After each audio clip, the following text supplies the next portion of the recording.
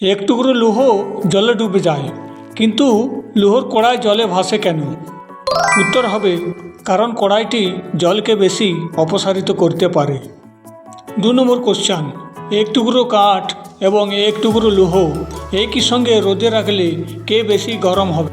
উত্তর হবে লৌহ, কারণ লৌহের ঘনত্ব বেশি এবং কাঠের ঘনত্ব কম।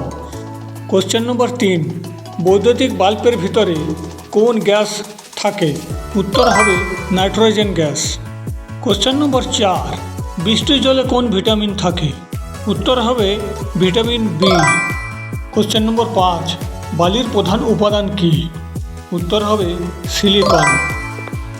কোশ্চেন নম্বর 6, ফিউজ তার কী দিয়ে তৈরি হয়?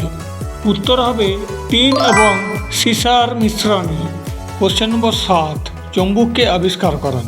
উত্তর হবে উইলিয়াম গিলবার্ট। কোশ্চেন নম্বর 8, লোডস্টোন কি এবং এর সংকেত? উত্তর প্রাকৃতিক চুম্বককে বলা হয় লোডস্টোন এবং এর সংকেত Fe3O4। কোশ্চেন নম্বর 9, অ্যাসবেস্টস তৈরি হয় কোন কোন উপাদান দিয়ে? উত্তর হবে ক্যালসিয়াম ও ম্যাগনেসিয়াম দিয়ে। কোশ্চেন নম্বর 10, পৃথিবীতে সবচেয়ে শক্তিশালী ধাতুর নাম কি? উত্তর হবে টাংস্টেন।